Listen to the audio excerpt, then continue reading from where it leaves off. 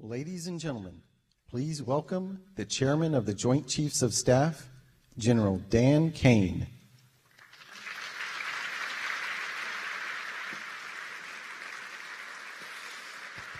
All right, generals, admirals, senior leaders, good morning.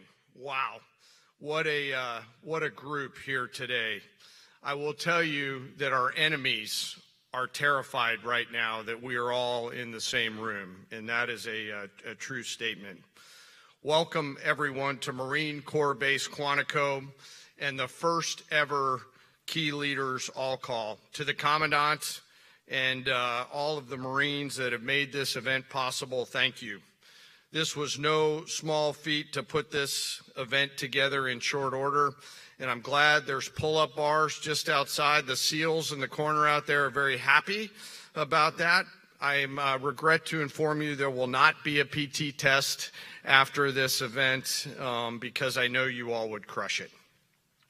Last night I had the privilege of joining the Secretary and the Joint Chiefs in honoring 50 Gold Star families at the White House as the President, the First Lady, and our nation honored their loved ones' service and sacrifices. Teammates, it was a quiet and deeply meaningful event that reminded all of us that were lucky enough to be there of the serious and unforgiving nature of the business that we are in, fighting and winning our nation's wars. Leaders, we are living in dynamic and potentially dangerous times.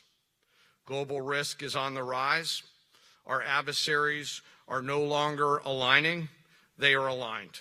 And we must align with equal resolve and unity. Even as we strive for and seek peace, we must be prepared for war.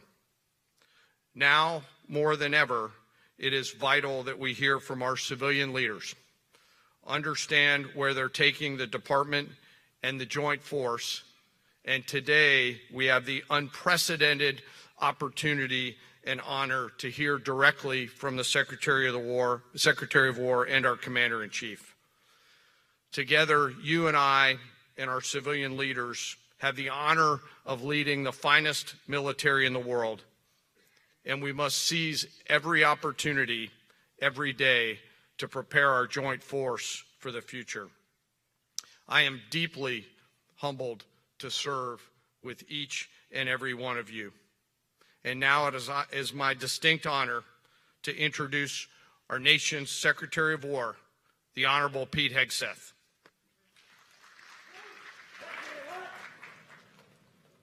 Thank you, Mr. Chairman. Thank you. Please take your seats.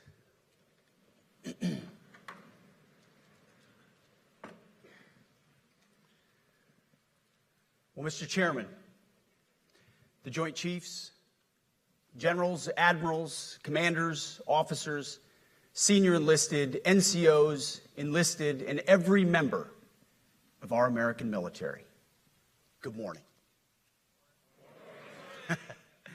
Good morning and welcome to the War Department, because the era of the Department of Defense is over. You see, the motto of my first platoon was, "Those who long for peace must prepare for war." This is, of course, not a new idea. This crowd knows that.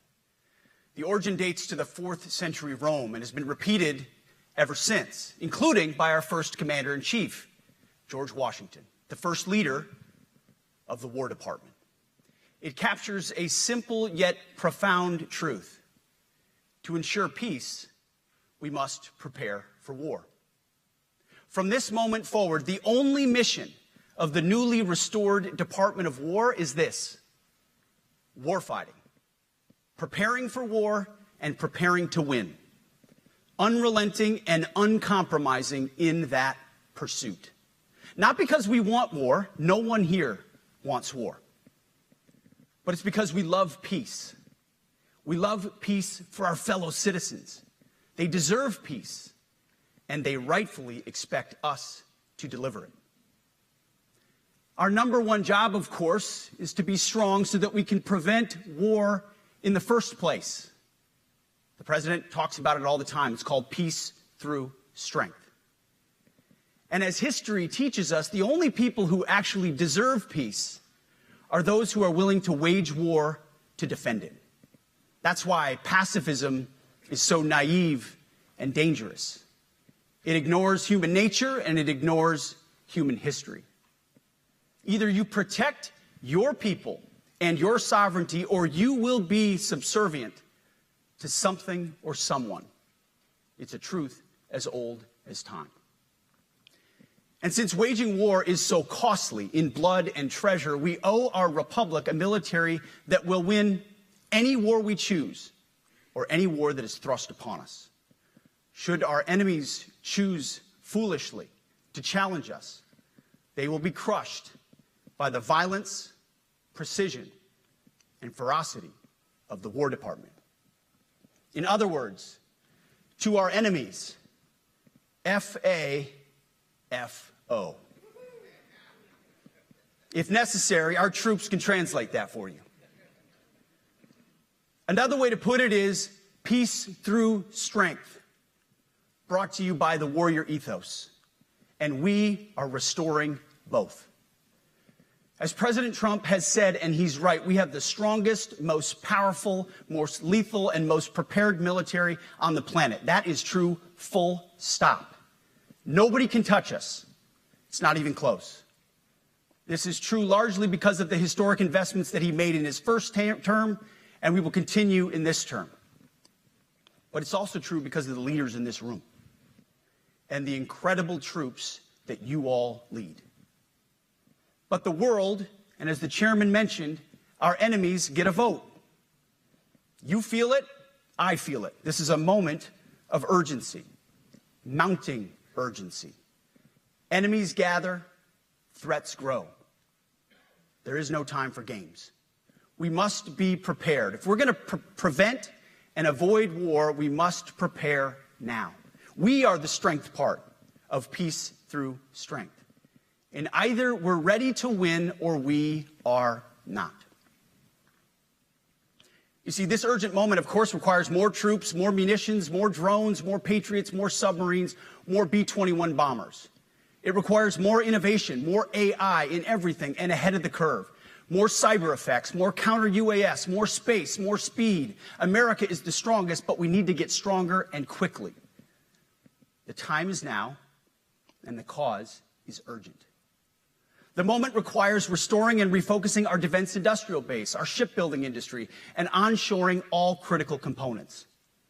It requires, as President Trump has done, getting our allies and partners to step up and share the burden.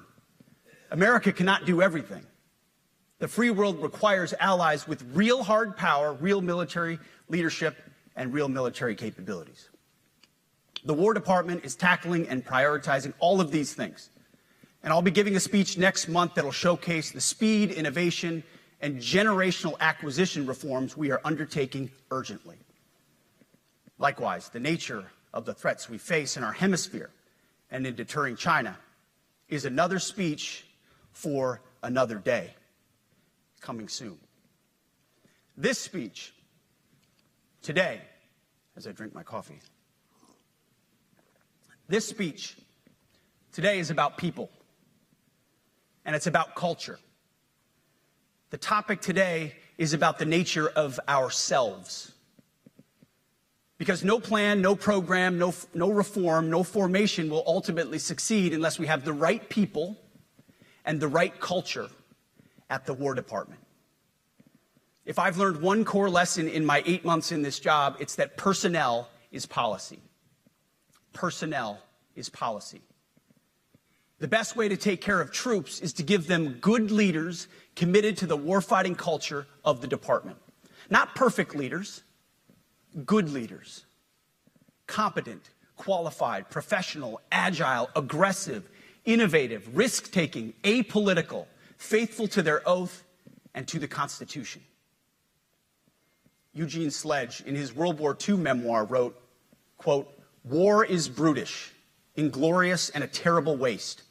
Combat leaves an indelible mark on those who are forced to endure it. The only redeeming factors are my comrades' incredible bravery and their devotion to each other. In combat, there are thousands of variables, as I learned in Iraq and Afghanistan, and as so many of you did in so many more places. Leaders can only control about 3 of them. You control how well you're trained, mostly how well you're equipped, and the last variable is how well you lead. After that, you're on your own. Our warfighters are entitled to be led by the best and most capable leaders. That is who we need you all to be. Even then, in combat, even if you do everything right, you may still lose people because the enemy always gets a vote. We have a sacred duty to ensure that our warriors are led by the most capable and qualified combat leaders. This is one thing you and I can control, and we owe it to the force to deliver it. For too long, we have simply not done that. The military has been forced by foolish and reckless politicians to focus on the wrong things. In many ways, this speech is about fixing decades of decay. Some of it obvious, some of it hidden. Or as the chairman has put it, we are clearing out the debris, removing the distractions, clearing the way for leaders to be leaders. You might say we're ending the war on warriors. I heard someone wrote a book about that. For too long, we've promoted too many uniformed leaders for the wrong reasons, based on their race, based on gender quotas, based on historic so-called firsts. We've pretended that combat arms and non-combat arms are the same thing. We've weeded out so-called toxic leaders under the guise of double-blind psychology assessments, promoting risk-averse, go-along-to-get-along conformists instead. You name it, the department did it. Foolish and reckless political leaders set the wrong compass heading, and we lost our way. We became the woke department, but not anymore. Right now, I'm looking out at a sea of Americans who made a choice when they were young men and young women to do something most Americans will not, to serve something greater than yourselves, to fight for God and country, for freedom and the Constitution. You made a choice to serve when others did not, and I commend you. You are truly the best of America. But this does not mean, and this goes for all of us, that our path to this auditorium on this day was a straight line, or that the conditions of the formations we lead are where we want them to be. You love your country, and we love this uniform, which is why we must do better. We just have to be honest. We have to say with our mouths what we see with our eyes, to just tell it like it is in plain English, to point out the obvious things right in front of us. That's what leaders must do. We cannot go another day without directly addressing the plank in our own eye, without addressing the problems in our own commands and in our own formations. This administration has done a great deal from day one to remove the social justice, politically correct, and toxic ideological garbage that had infected our department, to rip out the politics. No more identity months, DEI offices, dudes in dresses. No more climate change worship. No more division, distraction, or gender delusions. No more debris. As I've said before, and will say again, we are done with that shit. I've made it my mission to uproot the obvious distractions that made us less capable and less lethal. That said, the War Department requires the next step. Underneath the woke garbage is a deeper problem, and a more important problem that we are fixing and fixing fast. Common sense is back at the White House, so making the necessary changes is actually pretty straightforward. President Trump expects it. And the litmus test for these changes is pretty simple. Would I want my eldest son, who is 15 years old, eventually joining the types of formations that we are currently wielding? If in any way the answer to that is no, or even yes, but, then we're doing something wrong. Because my son is no more important than any other American citizen who dons the cloth of our nation. He is no more important than your son. All precious souls made in the image and likeness of God. Every parent deserves to know that their son or their daughter that joins our ranks is entering exactly the kind of unit that the Secretary of War would want his son to join. Think of it as the golden rule test. Jesus said, "Do unto others that which you would have done unto yourself." It's the ultimate simplifying test of truth. The new War Department golden rule is this: do unto your unit as you would have done unto your own child's unit. Would you want him serving with fat or unfit or undertrained troops? Or alongside people who can't meet basic standards? Or in a unit where standards were lowered so certain types of troops could make it in? In a unit where leaders were promoted for reasons other than merit, performance, and warfighting? The answer is not just no, it's hell no. This means at the War Department, first and foremost, we must restore a ruthless, dispassionate, and common sense application of standards. I don't want my son serving alongside troops who are out of shape, or in combat unit with females who can't meet the same combat arms physical standards as men, or troops who are not fully proficient on their assigned weapons, platform, or task, or under a leader who was the first, but not the best. Standards must be uniform, gender neutral, and high. If not, they're not standards. They're just suggestions. Suggestions that get our sons and daughters killed. When it comes to combat arms units, and there are many different stripes across our joint force, the era of politically correct, overly sensitive, don't hurt anyone's feelings leadership ends right now. At every level, either you can meet the standard, either you can do the job, either you are disciplined, fit, and trained, or you are out. And that's why today, at my direction, and this is the first of 10 Department of War directives that are arriving at your commands as we speak and in your inbox. Today, at my direction, each service will ensure that every requirement for every combat MOS, for every designated combat arms position, returns to the highest male standard only. Because this job is life or death. Standards must be met. And not just met, at every level we should seek to exceed the standard, to push the envelope, to compete. It's common sense. And core to who we are and what we do, it should be in our DNA.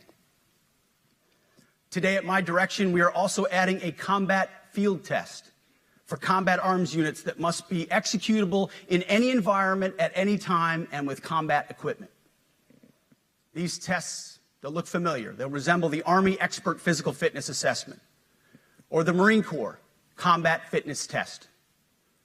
I'm also directing that warfighters in combat jobs execute their service fitness test at a gender-neutral, age-normed male standard scored above 70%.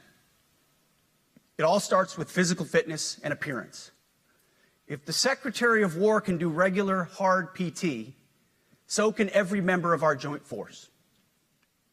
Frankly, it's tiring to look out at combat formations, or really any formation, and see fat troops. Likewise, it's completely unacceptable to see fat generals and admirals in the halls of the Pentagon and leading commands around the country and the world. It's a bad look. It is bad, and it's not who we are. So whether you're an airborne ranger or a chairborne ranger, a brand new private or a 4-star general, you need to meet the height and weight standards and pass your PT test. And as the chairman said, yes, there is no PT test. But today, at my direction, every member of the joint force at every rank is required to take a PT test twice a year, as well as meet height and weight requirements twice a year, every year of service. Also today, at my direction, every warrior across our joint force is required to do PT every duty day. Should be common sense. I mean, most units do that already, but we're codifying it. And we're not talking like hot yoga and stretching. Real hard PT, either as a unit or as an individual. At every level, from the Joint Chiefs to everyone in this room to the youngest private, leaders set the standard. And so many of you do this already. Active, Guard, and Reserve. This also means grooming standards. No more beards, long hair, superficial individual expression. We're going to cut our hair, shave our beards, and adhere to standards. Because it's like the broken windows theory of policing. It's like when you let the small stuff go, the big stuff eventually goes. So you have to address the small stuff. This is on duty, in the field, and in the rear. If you want a beard, you can join Special Forces. If not, then shave. We don't have a military full of Nordic pagans. But unfortunately, we have had leaders who either refuse to call BS and enforce standards, or leaders who felt like they were not allowed to enforce standards. Both are unacceptable. And that's why today, at my direction, the era of unprofessional appearance is over. No more beardos. The era of rampant and ridiculous shaving profiles is done.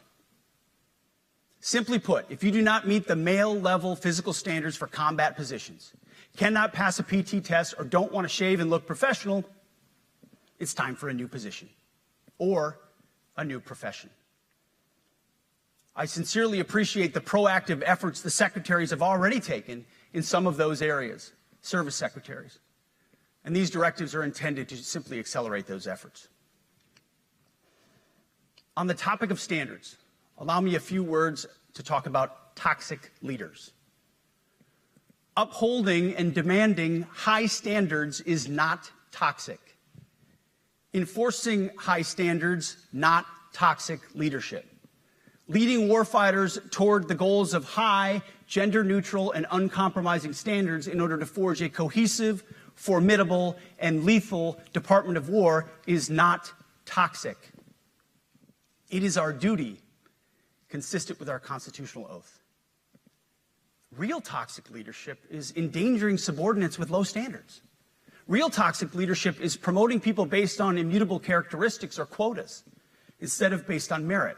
Real toxic leadership is promoting destructive ideologies that are an anathema to the Constitution and the laws of nature and nature's God, as Thomas Jefferson wrote in the Declaration of Independence. The definition of toxic has been turned upside down, and we're correcting that. That's why today, at my direction, we're undertaking a full review of the department's definitions of so-called toxic leadership, bullying, and hazing, to empower leaders to enforce standards without fear of retribution or second-guessing. Of course, you can't do like nasty bullying and hazing. We're talking about words like bullying and hazing and toxic. They've been weaponized and bastardized inside our formations, undercutting commanders and NCOs. No more. Setting, achieving, and maintaining high standards is what you all do. And if that makes me toxic, then so be it. Second, today at our direction, we're ensuring that every service, every unit, every schoolhouse, and every form of professional military education conduct an immediate review of their standards. Now, we've done this in many places already, but today it goes across the entire Department of War. Any place where tried and true physical standards were altered, especially since 2015 when combat arms standards were changed to ensure females could qualify, must be returned to their original standard. Other standards have been manipulated to hit racial quotas as well, which is just as unacceptable. This too must end. Merit only. The president talks about it all the time, merit-based. Here are two basic frameworks I urge you to pursue in this process. Standards I call, my staff's heard all about them, the 1990 test and the E6 test. The 1990s test is simple. What were the military standards in 1990? And if they have changed, tell me why. Was it a necessary change based on the evolving landscape of combat? Or was the change due to a softening, weakening, or gender-based pursuit of other priorities? 1990s seems to be as good a place to start as any. And the E6 test. Ask yourself, does what you're doing make the leadership, accountability, and lethality efforts of an E6, or frankly an O3, does it make it easier or more complicated? Does the change empower staff sergeants, petty officers, and tech sergeants to get back to basics? The answer should be a resounding yes. The E6 test, or O3 test, clarifies a lot, and it clarifies quickly. Because war does not care if you're a man or a woman. Neither does the enemy. Nor does the weight of your rucksack, the size of an artillery round, or the body weight of a casualty on the battlefield who must be carried. This, and I want to be very clear about this, this is not about preventing women from serving. We very much value the impact of female troops. Our female officers and NCOs are the absolute best in the world. But when it comes to any job that requires physical power to perform in combat, those physical standards must be high and gender neutral. If women can make it, excellent. If not, it is what it is. If that means no women qualify for some combat jobs, so be it. That is not the intent, but it could be the result, so be it. It will also mean that weak men won't qualify because we're not playing games. This is combat. This is life or death. As we all know, this is you versus an enemy hell-bent on killing you. To be an effective, lethal fighting force, you must trust that the warrior alongside you in battle is capable, truly physically capable of doing what is necessary under fire. You know this is the only standard you would want for your kids and for your grandkids. Apply the War Department Golden Rule, the 1990 test, and the E6 test, and it's really hard to go wrong. Third, we are attacking and ending the walking on eggshells and zero-defect command culture. A risk-averse culture means officers execute not to lose instead of to win. A risk-averse culture means NCOs are not empowered to enforce standards. Commanders and NCOs don't take necessary risks or make tough adjustments for fear of rocking the boat or making mistakes. A blemish-free record is what peacetime leaders covet the most, which is the worst of all incentives. We, as senior leaders, need to end the poisonous culture of risk aversion and empower our NCOs at all levels to enforce standards. Truth be told, for the most part, we don't need new standards. We just need to reestablish a culture where enforcing standards is possible. And that's why today, at my direction, I'm issuing new policies that will overhaul the IG, EO, and MEO processes. I call it the No More Walking on Eggshells policy. We are liberating commanders and NCOs. We are liberating you. We are overhauling an inspector general process, the IG, that has been weaponized, putting complainers, ideologues, and poor performers in the driver's seat. We're doing the same with the equal opportunity and military equal opportunity policies, the EO and MEO at our department. No more frivolous complaints, no more anonymous complaints, no more repeat complainants, no more smearing reputations, no more endless waiting, no more legal limbo, no more sidetracking careers, no more walking on eggshells. Of course, being a racist has been illegal in our formation since 1948. The same goes for sexual harassment. Both are wrong and illegal. Those kinds of infractions will be ruthlessly enforced. But telling someone to shave or get a haircut or to get in shape or to fix their uniform or to show up on time or to work hard, that's exactly the kind of discrimination we want. We are not civilians. You are not civilians. You are set apart for a distinct purpose. So we, as a department, need to stop acting and thinking like civilians and get back to basics and put the power back in the hands of commanders and NCOs. Commanders and NCOs who make life and death decisions. Commanders and NCOs who enforce standards and ensure readiness.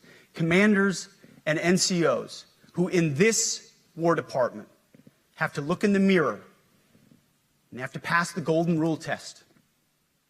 My kids, your kids, America's sons and daughters. So I urge you all here today and those watching, take this guidance and run with it. The core of this speech is the 10 directives we're announcing today. They were written for you, for Army leadership, for Navy leadership, for Marine Corps leadership, for Air Force leadership, Space Force leadership. These directives are designed to take the monkey off your back and put you, the leadership, back in the driver's seat. Move out with urgency because we have your back. I have your back. And the Commander-in-Chief has your back. And when we give you this guidance, we know mistakes will be made. It's the nature of leadership. But you should not pay for earnest mistakes for your entire career. And that's why today, at my direction, we're making changes to the retention of adverse information on personnel records that will allow leaders with forgivable, earnest, or minor infractions to not be encumbered by those infractions in perpetuity. People make honest mistakes, and our mistakes should not define an entire career. Otherwise, we only try not to make mistakes, and that's not the business we're in. We need risk takers and aggressive leaders and a culture that supports you. Fourth, at the War Department, promotions across the Joint Force will be based on one thing: merit. Colorblind, gender-neutral, merit-based. The entire promotion process, including evaluations of warfighting capabilities, is being thoroughly re-examined. We've already done a lot in this area, but more changes are coming soon. We'll promote top-performing officers and NCOs faster and get rid of poor performers more quickly. Evaluations, education, and field exercises will become real evaluations, not box checks, for every one of us at every level. These same reforms happened before World War II as well. General George Marshall and Secretary of War Henry Stimson did the same thing. And we won a world war because of it. As it happens, when he started the job, Chairman Caine gave me a frame and a photo to hang in my office. A matching frame and photo hangs in his. It's a photo of Marshall and Stimson preparing for World War II. Those two leaders famously kept the door open between their offices for the entirety of the war. They worked together, civilian and uniform, every single day. Chairman Caine and I do the same. There is no daylight between us. Our doors are always open. Our job together is to ensure our military is led by the very best, ready to answer the nation's call. Fifth, as you have seen, and the media has obsessed over, I have fired a number of senior officers since taking over. The previous chairman, other members of the Joint Chiefs, combatant commanders, and other commanders. The rationale for me has been straightforward. It's nearly impossible to change a culture with the same people who helped create or even benefited from that culture, even if that culture was created by a previous president and previous secretary. My approach has been simple. When in doubt, assess the situation, follow your gut, and if it's the best for the military, make a change. We all serve at the pleasure of the president every single day.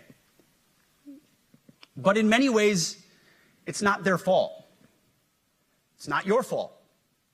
As foolish and reckless as the woke department was, those officers were following elected political leadership. An entire generation of generals and admirals were told that they must parrot the insane fallacy that, quote, our diversity is our strength. Of course, we know our unity is our strength. They had to put out dizzying DEI and LGBTQI plus statements. They were told females and males are the same thing, or that males who think they're females is totally normal. They were told that we need a green fleet and electric tanks. They were told to kick out Americans who refuse an emergency vaccine. They followed civilian policies set by foolish and reckless political leaders. Our job, my job, has been to determine which leaders simply did what they must to answer the prerogatives of civilian leadership, and which leaders are truly invested in the woke department, and therefore incapable of embracing the War Department and executing new lawful orders. That's it. It's that simple. So for the past 8 months, we've gotten a good look under the hood of our officer corps. We've done our best to thoroughly assess the human terrain. We've had to make trade-offs and some difficult decisions. It's more of an art than a science. We have been and will continue to be judicious, but also expeditious. The new compass heading is clear. Out with the Shirellis, the Mackenzies, and the Millies, and in with the Stockdales, the Schwarzkopfs, and the Pattons. More leadership changes will be made, of that I'm certain. Not because we want to, but because we must. Once again, this is life and death. The sooner we have the right people, the sooner we can advance the right policies. Personnel is policy. But I look out at this group, and I see great Americans. Leaders who have given decades to our great republic, at great sacrifice to yourselves and to your families. But if the words I'm speaking today are making your heart sink, then you should do the honorable thing and resign. We would thank you for your service. But I suspect, I know, the overwhelming majority of you feel the opposite. These words make your hearts full. You love the War Department because you love what you do, the profession of arms.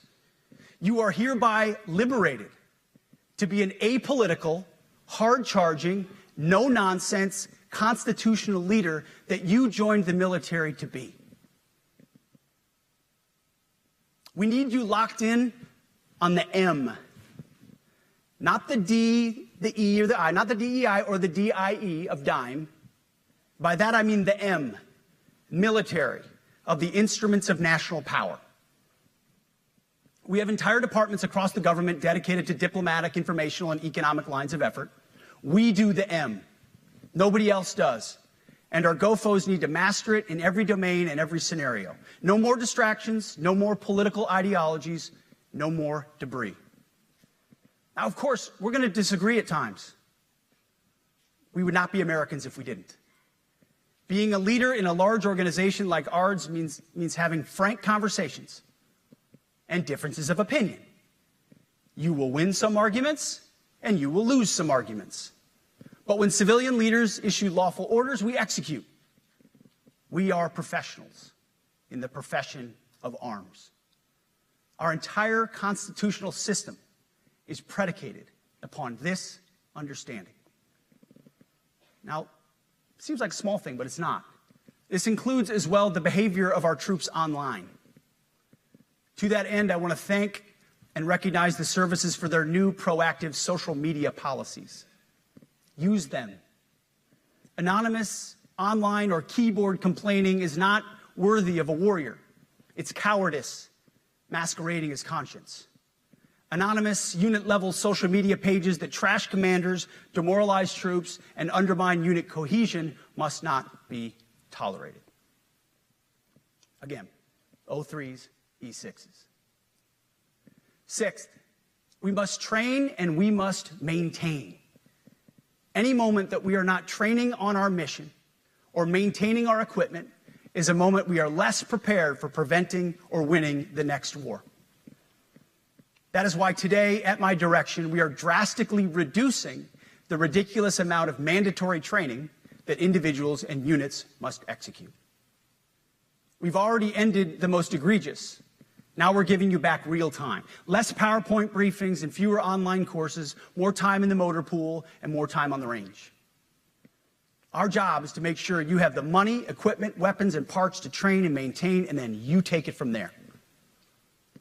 You all know this because it's common sense. The tougher and the higher the standards in our units, the higher the retention rates in those units. Warriors want to be challenged. Troops want to be tested. When you don't train and you don't maintain, you demoralize. And that's when our best people decide to take their talents to the civilian world. The leaders who created the woke department have already driven out too many hard chargers. We reverse that trend right now. There is no world in which high-intensity war exists without pain, agony, and human tragedy. We are in a dangerous line of work. You are in a dangerous line of work. We may lose good people. But let no warrior cry out from the grave, "If only I had been properly trained."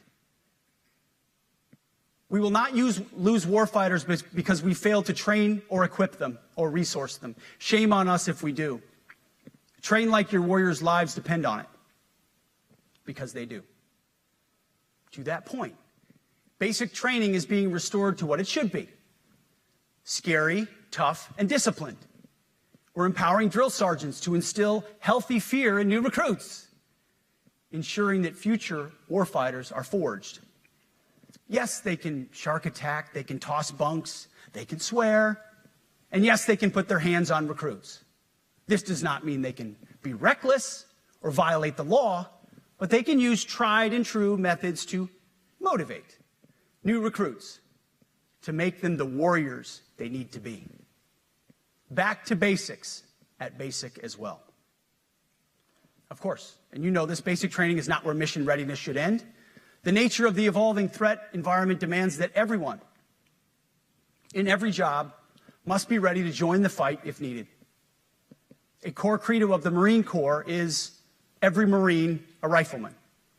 It means that everyone, regardless of MOS, is proficient enough to engage an enemy threat at sea, in the air, or in a so-called rear area. We need to ensure that every member of our uniformed military maintains baseline proficiency in basic combat skills, especially because the next war, like the last, will likely not have a rear area.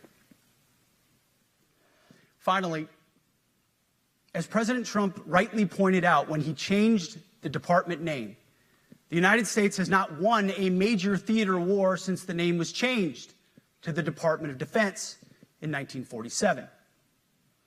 One conflict stands out in stark contrast: the Gulf War.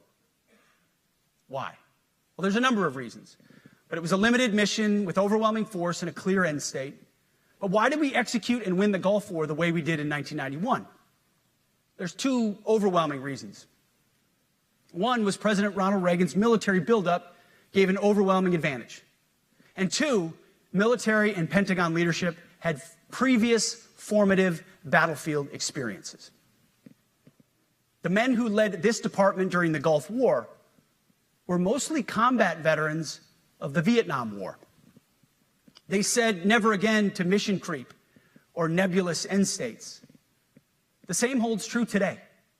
Our civilian and military leadership is chock full of veterans from Iraq and Afghanistan who say never again to nation building and nebulous end states. This clear-eyed view, all the way in the White House, combined with President Trump's military buildup, postures us for future victories if, and we will, and when we embrace the War Department. And we must. We are preparing every day. We have to be prepared for war, not for defense. We're training warriors, not defenders. We fight wars to win, not to defend. Defense is something you do all the time. It's inherently reactionary and can lead to overuse, overreach, and mission creep. War is something you do sparingly, on our own terms, and with clear aims. We fight to win. We unleash overwhelming and punishing violence on the enemy. We also don't fight with stupid rules of engagement. We untie the hands of our warfighters to intimidate, demoralize, hunt, and kill the enemies of our country. No more politically correct and overbearing rules of engagement. Just common sense, maximum lethality, and authority for warfighters. That's all I ever wanted as a platoon leader. And it's all my E6 squad leaders ever wanted, back to that E6 rule. We let our leaders fight their formations, and then we have their back. It's very simple, yet incredibly powerful. A few months ago, I was at the White House when President Trump announced his Liberation Day for America's trade policy. It was a landmark day. Well, today is another Liberation Day. The liberation of America's warriors, in name, in deed, and in authorities. You kill people and break things for a living. You are not politically correct and don't necessarily belong always in polite society. We are not an army of one. We are a joint force of millions of selfless Americans. We are warriors. We are purpose-built, not for fair weather, blue skies, or calm seas. We were built to load up in the back of helicopters, 5 tons, or Zodiacs, in the dead of night, in fair weather or foul, to go to dangerous places, to find those who would do our nation harm, and deliver justice on behalf of the American people in close and brutal combat if necessary. You are different. We fight not because we hate what's in front of us. We fight because we love what's behind us. You see, the Ivy League faculty lounges will never understand us, and that's okay, because they could never do what you do. The media will mischaracterize us, and that's okay, because deep down they know the reason they can do what they do is you. In this profession, you feel comfortable inside the violence so that our citizens can live peacefully. Lethality is our calling card, and victory our only acceptable end state. In closing, a few weeks ago, at our monthly Pentagon Christian prayer service, I recited a commander's prayer. It's a simple yet meaningful prayer for wisdom for commanders and leaders. I encourage you to look it up if you've never seen it. But the prayer, it ends like this. And most of all, Lord, please keep my soldiers safe. Lead them, guide them, protect them, watch over them. And as you gave all of yourself for me, help me give all of myself for them. And amen.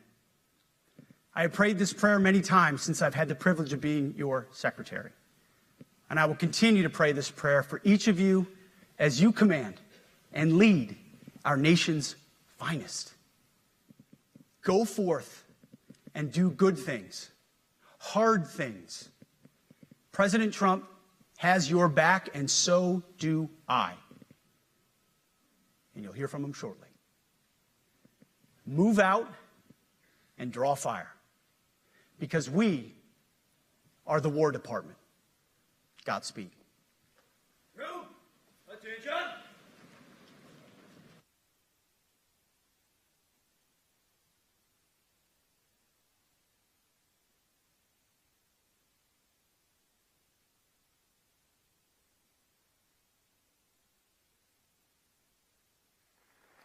Ladies and gentlemen, the Secretary of War.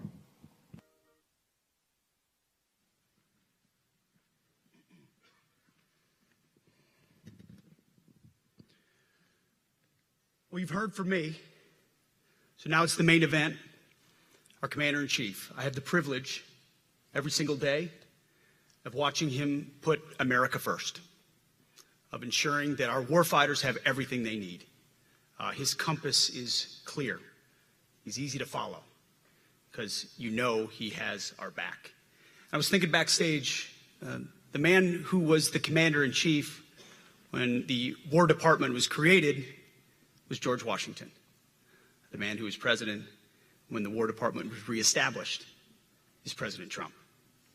And when he found out about this gathering of senior leaders, he said, I would be honored to come in order to address and thank the incredible Americans who defend our nation. He has a heart full of gratitude and love for what you do, and we get a chance to see it every day. And I'm honored that this morning you all firsthand get to see it as well. So, ladies and gentlemen, join me in welcoming the 45th and 47th President of the United States, our Commander-in-Chief, Donald J. Trump.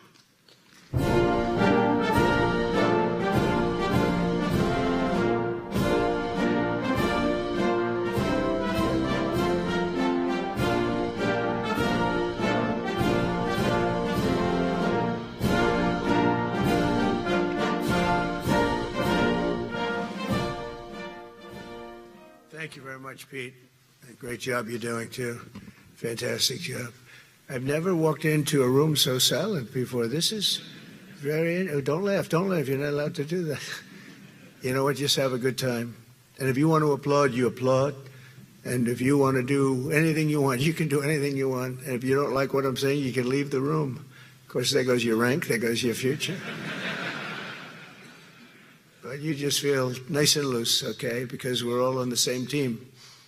And I was told that, sir, you won't hear a murmur in the room. I said, we got to loosen these guys up a little bit. So you just have a good time. But I want to thank Secretary Hegseth and General Caine, General Raising Caine for a reason, they call him that. When I heard his name, I said, you're the guy I'm looking for. The Joint Chiefs of Staff and so many others in this room who together represent the greatest and most elite fighting force in the history of the world, the United States military.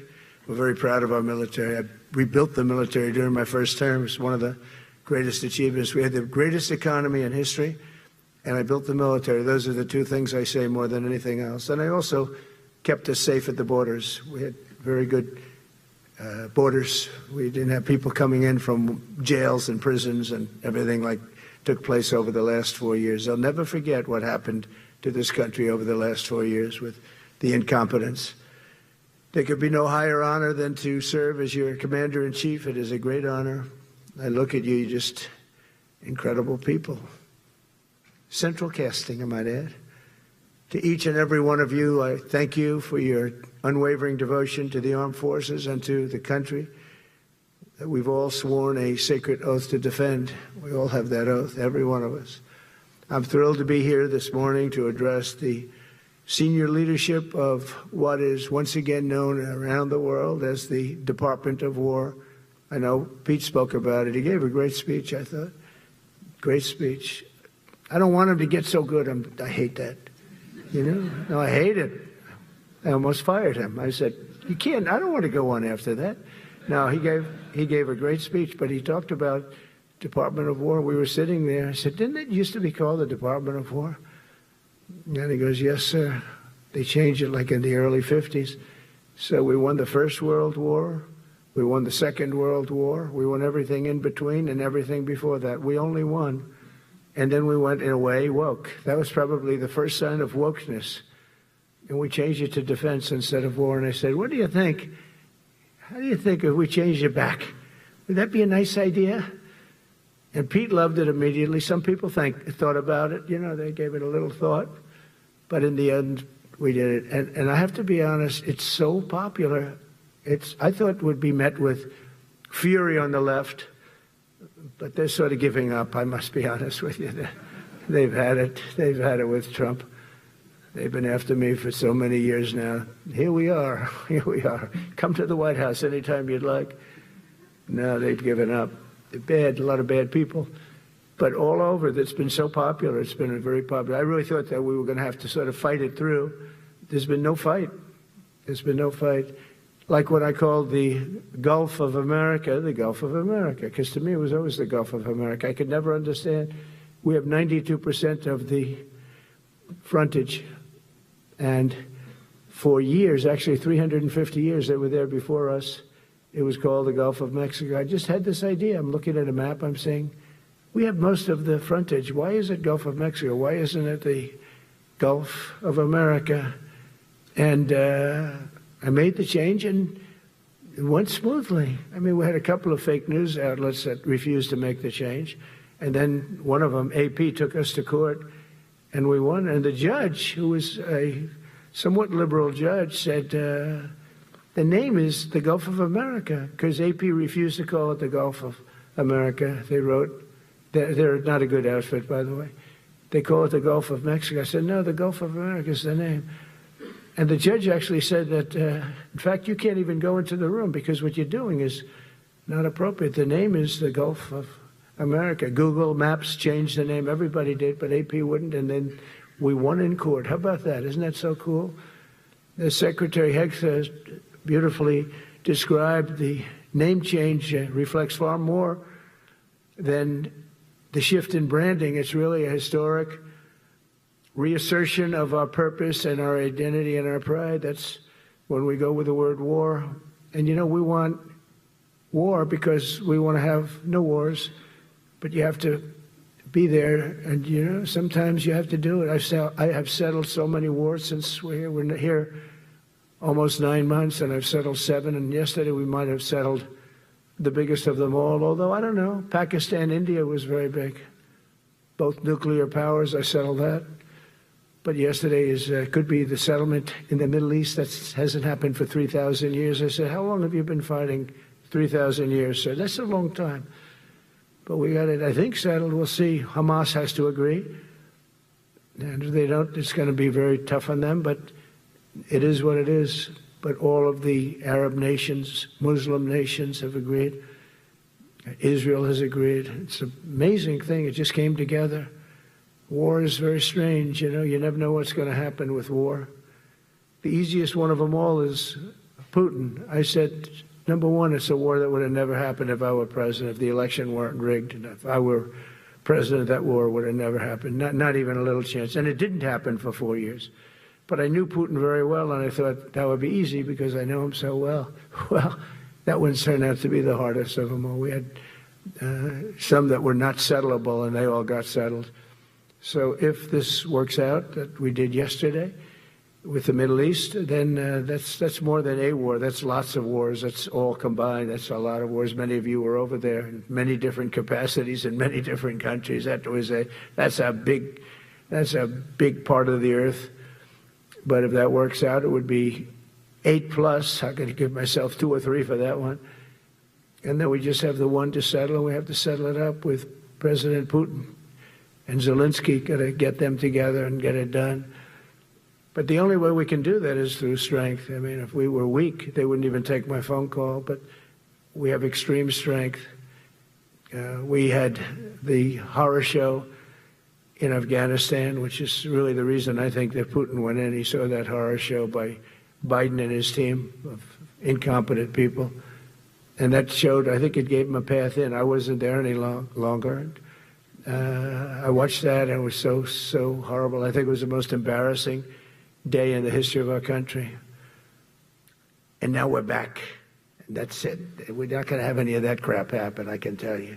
That was terrible, so terrible. Together we're reawakening the warrior spirit, and this is a spirit that won and built this nation, and from the cavalry that tamed the Great Plains to the ferocious, unyielding power of Patton Bradley and the great General Douglas MacArthur. These are all great men. In this effort, we're a team, and so my message to you is very simple. I am with you. I support you. And as president, I have your backs 100%. You'll never see me even waver a little bit. It's the way it is. And that includes our great police officers and firemen and all of these people that are doing so well. Together over the next few years, we're going to make our military stronger, tougher, faster, fiercer, and more powerful than it has ever been before.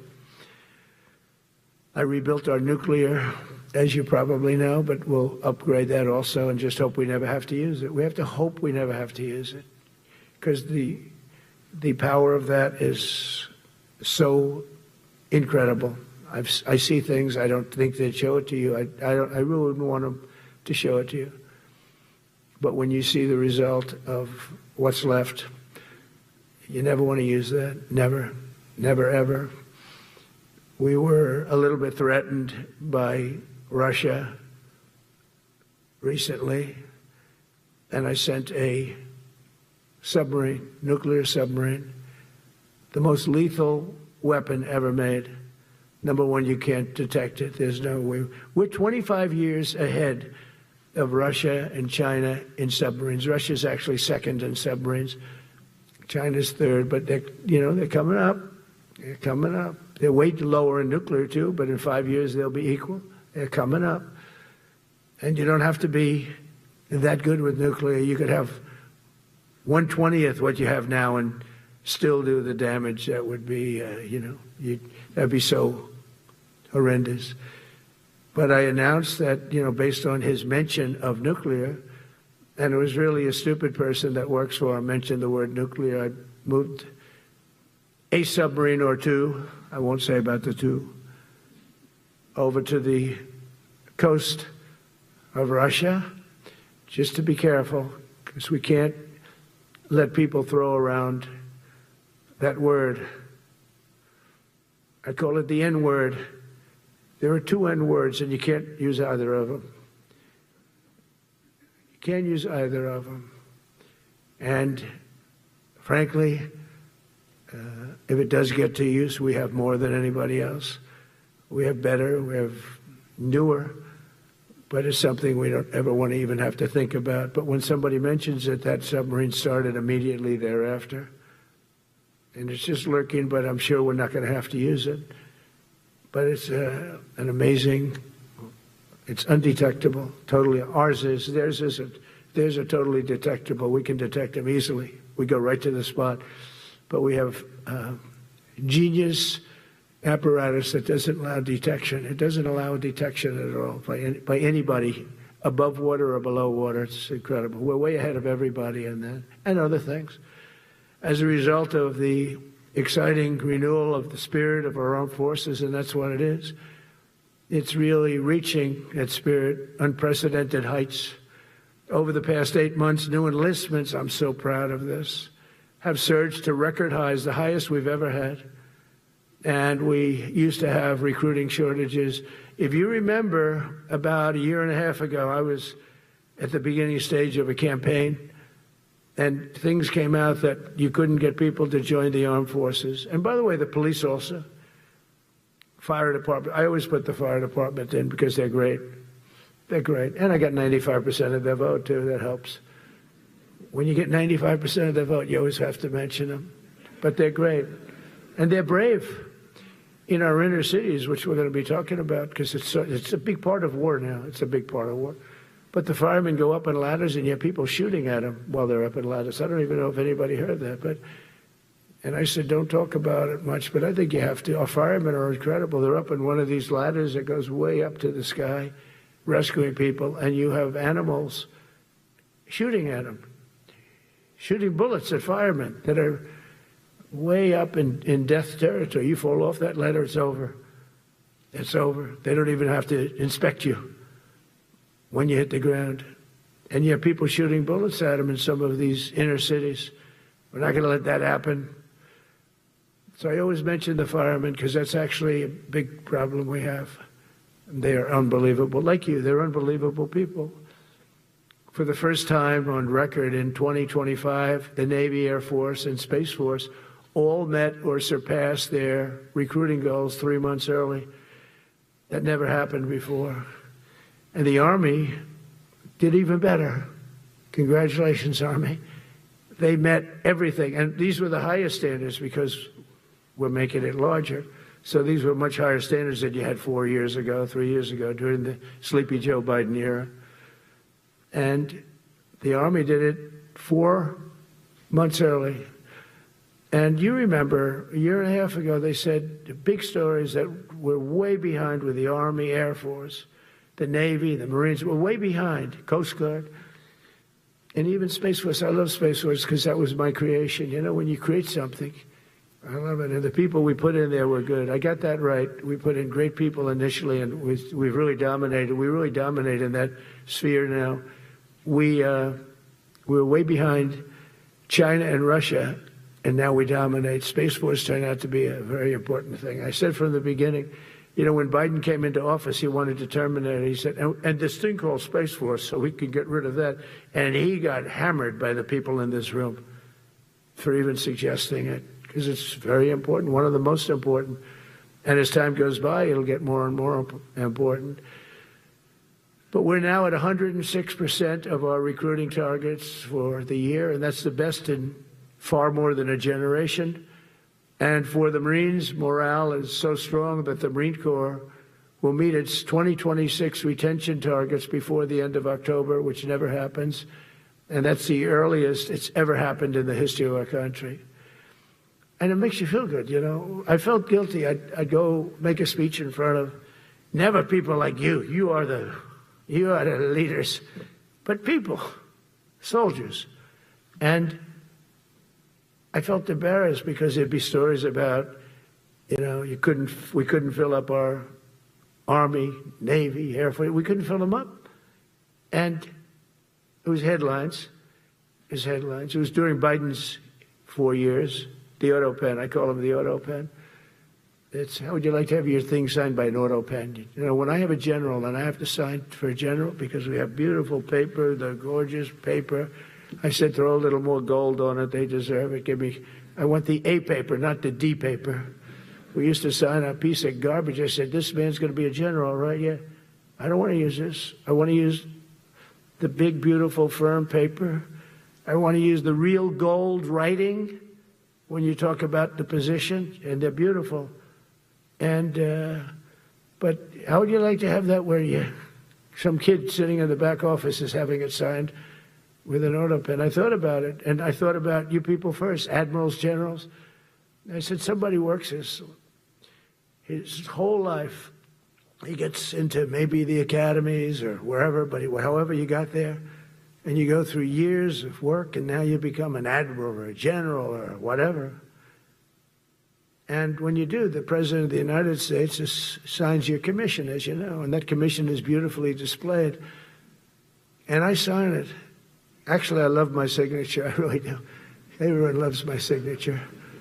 But I signed it very proudly, and I always think to myself, how can you have an auto pen sign this? It's just so disrespectful. To me, it's just totally disrespectful.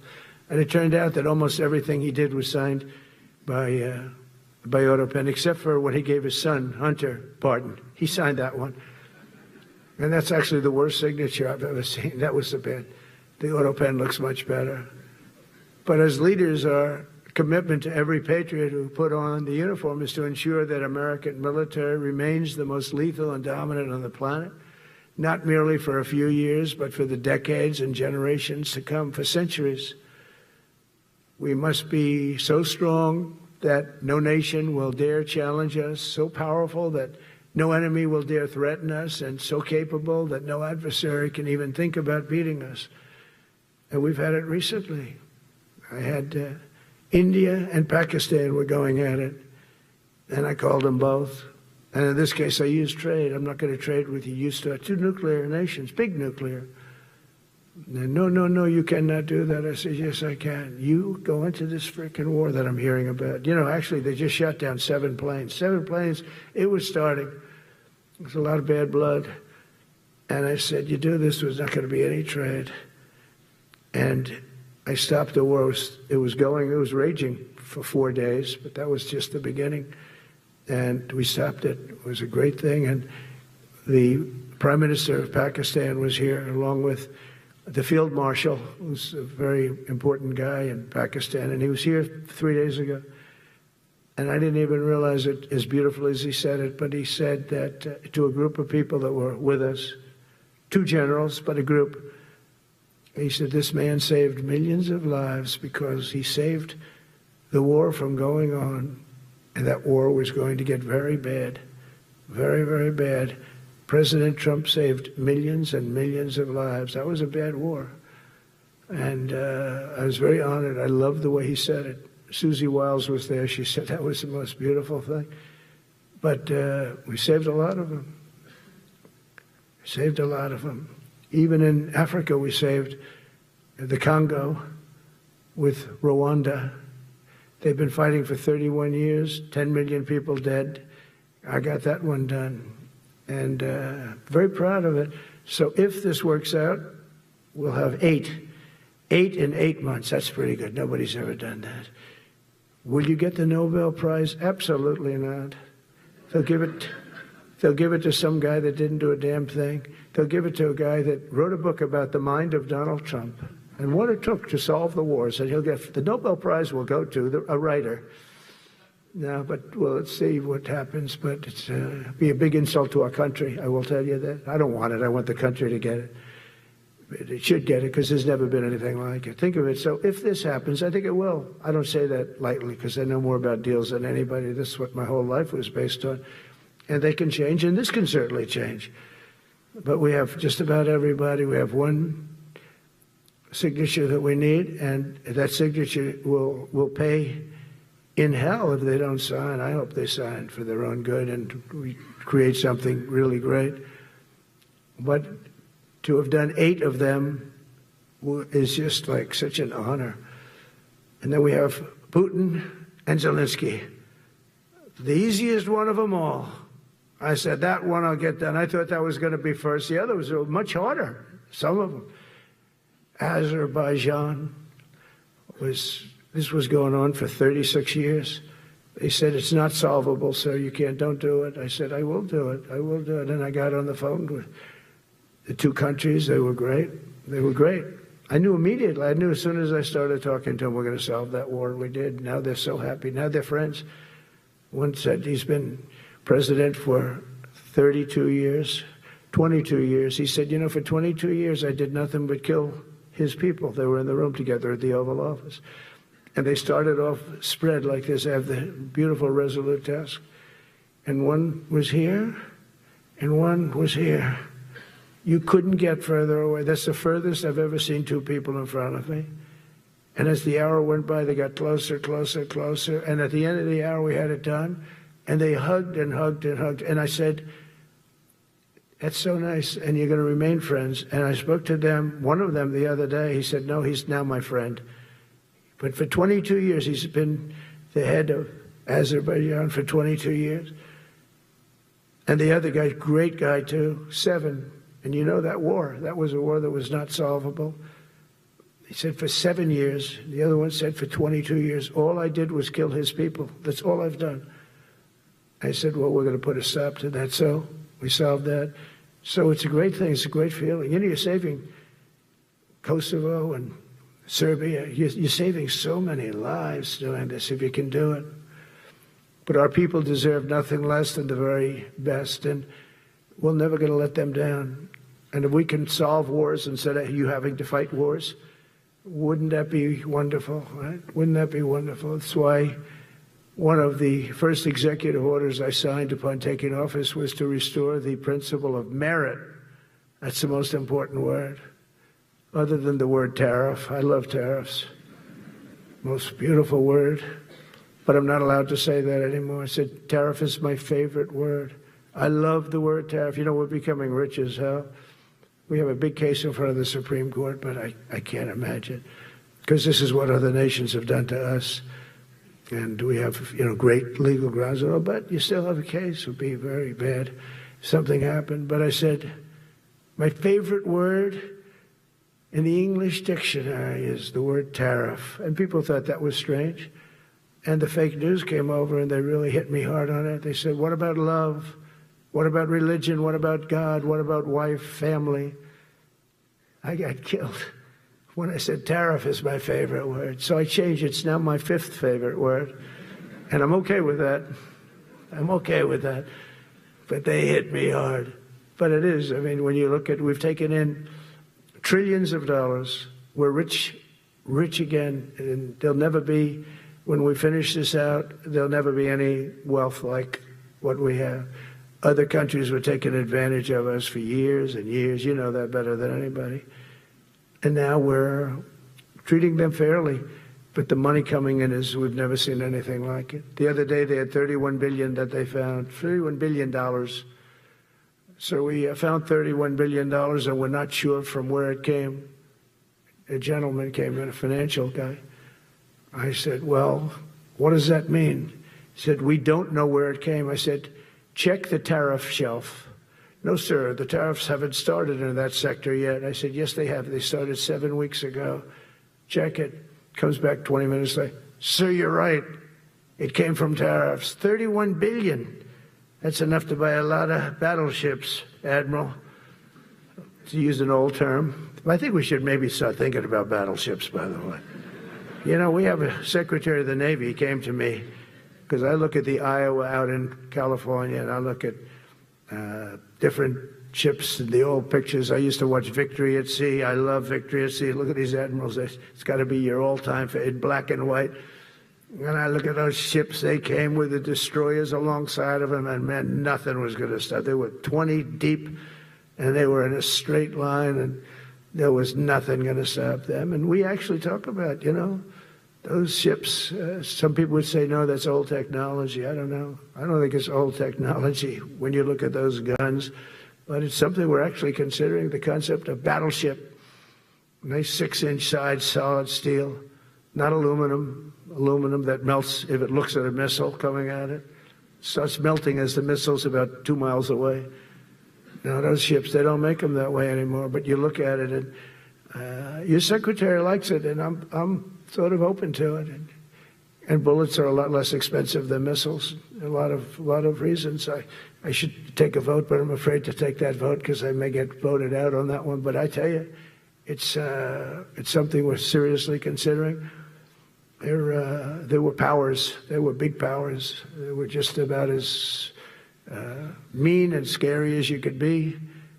And so we're looking at that. One of the biggest cases that we won was the decision of the United States Supreme Court to allow us to proceed on the word merit. Merit. So those two words are right up there. So this is, I would say, the opposite, if you ask for a definition, the opposite of political correctness. We went through political correct, where you had to have people that were totally unfit to be doing what you're doing for many reasons. I won't get into them. But for many reasons, they were unfit. Now, it's all based on merit. That was such an unbelievable decision. I didn't expect we were going to win that one. We went in. We said we need it. We went in for colleges, where kids with a C average are getting into the best colleges, and the kids with A averages won't get in. And kids with the highest boards and the highest marks or the best marks couldn't get into the best schools. And people that had not good boards and not very good marks, okay, but nothing special, they were getting into our best colleges. I said, this is just crazy. You can't run a country like this. And it was lingering for years, and it got to the Supreme Court, and we won that decision. Merit. Everything's based on merit. You're all based on merit. We're not going to have somebody taking your place for political reasons because they are politically correct, and you're not. We take the people that are going to do the best job. That's all. It's very simple. And that's the way our country was built. We were built on merit. We got away from it for a long time. And everyone understands it. And it was done. It was approved. I give great credit to the Supreme Court because I thought they had tremendous courage. I didn't think they'd do that. That was tremendous. I give them maybe for that decision almost more than anything because it's a hard decision to make. It's really hard. The apparatus of our country was not set up for merit. It was set up for political correctness. And you can never be great if you're going to do that. And we're going to be greater than we ever were before. We're bringing back a focus on fitness, ability, character, and strength. And that's because the purposes of American military is not to protect anyone's feelings. It's to protect our republic. And it's the republic that we dearly love. It's to protect our country. We will not be politically correct when it comes to defending American freedom. And we will be a fighting and winning machine. We want to fight. We want to win. And we want to fight as little as possible. You have to count on people like me to keep you out of wars because we don't want to go into wars. Many of the wars that I just told you about, we could have entered those wars and settled them in a different way, lose a lot of our troops. And we could have settled them, I guess, differently. Maybe not, actually. Actually, you might not have been able to settle them. We just would have been in the middle of a lot of firepower. But when we do need it, you're going to be so ready. And you know it.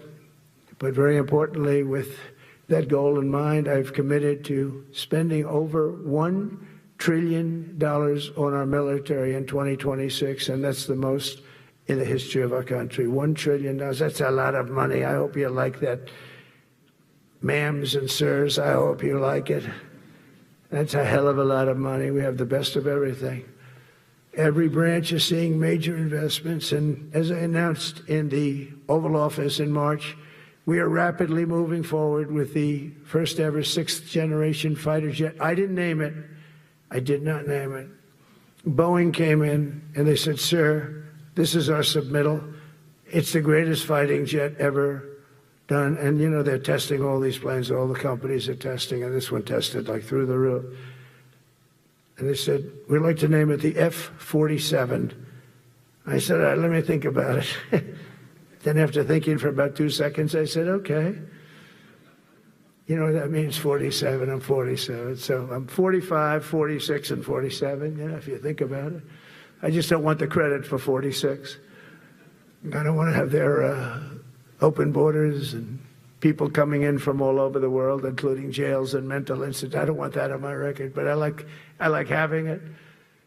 We're investing tens of billions of dollars in modernizing our nuclear deterrence capabilities like never before. And we've begun construction on what we call the Golden Dome missile defense shield. It'll be the most sophisticated in the world. You watched it do well until they had some problems at the end with a little bit of a lack of ammunition, defensive ammunition, but they've got that taken care of. But I tell you, it's what we're doing is so good, and we deserve it. You know, we help other countries with it. We don't have it ourselves. And Canada called me a couple of weeks ago. They want to be part of it. To which I said, well, why don't you just join our country? You become 51, become the 51st state, and you get it for free. So I don't know if that made a big impact, but it does make a lot of sense. It actually makes, because they're having a hard time up there in Canada now, because as you know, with tariffs, everyone's coming into our country. We have more investment than we've ever had before, $17 trillion coming in. As an example, in 4 years, Biden didn't have $1 trillion. We have $17 trillion more than that in 8 months coming in. And they're coming in from Canada, Mexico, from Europe, from all over. AI, auto plants. Everybody's coming back to the United States. Under my budget, we will be expanding the U.S. Navy by at least 19 ships next year, including submarines, destroyers, assault ships, and more. And it's going to be much more than that as we go along, because we basically don't build ships anymore. We do build submarines, but we don't build ships.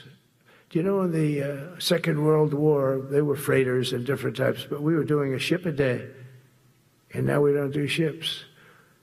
And I'm not a fan of some of the ships you do. I'm a very aesthetic person, and I don't like some of the ships you're doing aesthetically. They say, oh, it's stealth. I said, that's not stealth.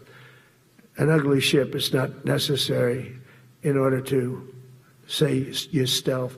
By the way, the B-2 bombers were incredible. That is stealth. They went into that. I was with General Caine and Pete were in we call it the war room, but we're watching them go in, and they were totally untouched. They were not seen. They were literally not seen. They dropped their bombs. They hit every single one of them, hit its target. It was total obliteration. CNN, when we came back, fake news CNN, oh, their camera just went off. Look, you know, their camera, every time I mention them, they turn the camera off because it's never good. They say, this is a problem. But I don't blame them. You're better off keeping it off.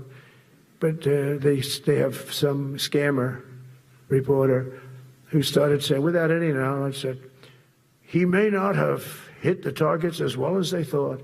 It may not have been obliteration. He did hit the targets, and they got to give us a little credit, right?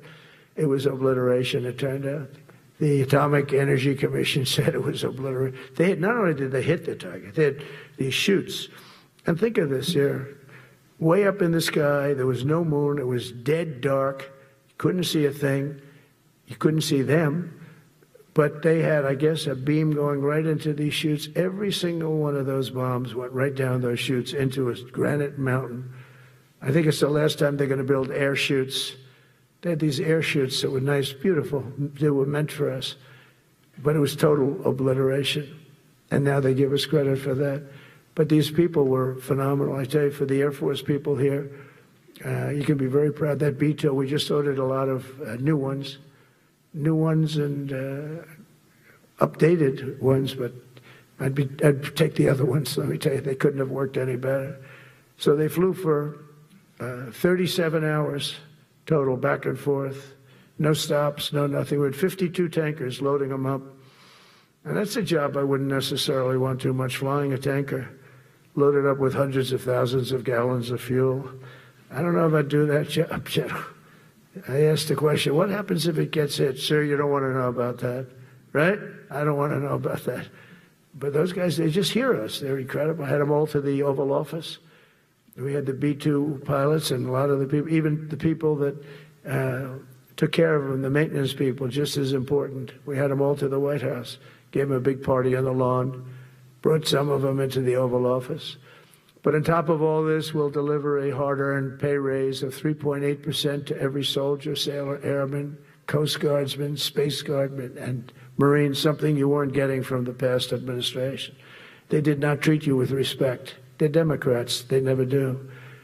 Not only are we rebuilding our great strength, but for the first time in years, my administration is actually using that strength to defend the core and vital interests of America. And very simply, we are putting America first. And I have since I've been elected. I've always put America first. It's sort of simple, you know, when you think. My campaign was run on common sense, and we did great. We got the highest numbers ever received in terms of districts. You know, they have it broken up, 2,500 versus 525. We won every swing state. We won the popular vote. We won everything. We won everything. You have to take a look at the map. It's almost entirely red, except there's a little blue line on each coast, and I think that's going to disappear too. We did really great, and part of it is because of our success with the military, the rebuilding of the military, the vote that I got from the military, and they were the vicious people, you know, that we have to fight, just like you have to fight vicious people. Mine are different, a different kind of vicious, but they spread all these horrible, you know, they made up statements and said what I said about everything, but even about the military. But fortunately, the military didn't believe it. It's hard. You know, they make up a statement and they said, you say it. We had 25 people that said he never said that. 25. We had 25 affidavits.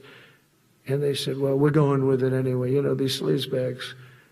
And that's why the press is really losing all power, because people aren't believing it. We need an honest press. We need borders. We need borders. We need an honest press. We need fair elections. I mean, those three things. And we don't have an honest press. We have a really corrupt press. But we fight through the corrupt press. And the people understand you have to do this stuff a lot. You have to go on television a lot, because you can't get a fair shake if you're going to rely on somebody else. They don't understand. They've destroyed the image of media now is at the lowest point it's ever been. It's lower than Congress. Can you believe that? It's something. But together with many of you in the room, we've brought back the fundamental principle that defending the homeland is the military's first and most important priority. That's what it is. Only in recent decades did politicians somehow come to believe that our job is to police the far reaches of Kenya and Somalia, while America is under invasion from within. We're under invasion from within. No different than a foreign enemy, but more difficult in many ways because they don't wear uniforms. At least when they're wearing a uniform, you can take them out. These people don't have uniforms. But we are under invasion from within. We're stopping it very quickly. After spending trillions of dollars defending the borders of foreign countries, with your help, we're defending the borders of our country from now on. We're not going to let this happen. Biden let people come in from prisons, mental institutions, drug dealers, murderers. You know, we had 11,488 murderers allowed into our country by this guy who had no clue. He had no clue. He shouldn't have been there in the first place, but he had no clue.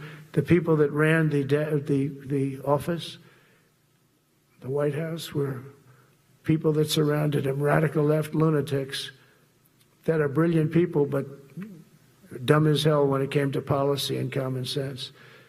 And they allowed people from all over the world, from the Congo. They opened up prisons in the Congo. They came into our country totally unmatched, unvetted, unchecked. And from all over, South America, not just South America. You know, you think South America, no, but from all over. A lot came in from Venezuela. Venezuela emptied its prison population into our country. That's why they have Tren de Aragua, one of the worst gangs ever. But we took care of them. We took good, strong care of them. And I just want to thank the National Guard in Washington, D.C. it's embarrassing to say this. Now I can say it because we solved it, but Washington, D.C. was the most unsafe, most dangerous city in the United States of America, and to a large extent beyond. And beyond that, you go to Afghanistan, they didn't have anything like that. You go to countries that you would think there's problems, they didn't have that. And now Washington, D.C., after 12 days of serious intensity, we took out 1,700 career criminals. If you have 5 career criminals, they can make your numbers look very bad because they'll commit many crimes a day. But we took out 1,700, and they took them out. There was no doubt who the boss was. They did an unbelievable job. Then they started even cleaning. I said, I don't want them doing that, sir. They were cleaning it up. I drove through it 2 days ago. It was beautiful. People are walking down the street holding hands, man and wife, coming from Iowa. They're not worried about being shot. Washington, D.C. is now a safe city. In fact, I went out to dinner with my crew. I haven't done that. In theory, I wouldn't do it. And I felt totally safe. And nobody's been attacked. Nobody's been hurt. Washington, D.C. went from our most unsafe city to just about our safest city in a period of a month. We had it under control in 12 days, but give us another 15, 16 days. It's perfect. And people other than politicians that look bad, they think, the Democrats run most of the cities that are in bad shape. We have many cities in great shape, too, by the way. I want you to know that. But it seems that the ones that are run by the radical left Democrats, what they've done to San Francisco, Chicago, New York, Los Angeles, they're very unsafe places. And we're going to straighten them out one by one. And this is going to be a major part for some of the people in this room. That's a war, too. It's a war from within. Controlling the physical territory of our border is essential to national security. We can't let these people in. We had no people enter in the last 4 months. 0. Even I can't believe that. We had millions coming in, pouring in. 25 million all told. And of those 25 million, many of them should never be in our country. They would take their worst people and their people from prisons and jail, and they'd put them in a caravan and they'd walk up. CNN was interviewing one person. Oh, why are you coming? I want freedom. Good. Were you in jail? Yes. For what? Murder. I said, you're in for, you had to see this anchor, a young woman. She's like, I couldn't believe. She'll probably lose her job. But because the left doesn't want to hear that. But we're running it based on common sense and based on love of our country. But I want to salute every service member who has helped us carry out this critical mission. It's really a very important mission. And I told Pete, we should use some of these dangerous cities as training grounds for our military, National Guard, but military.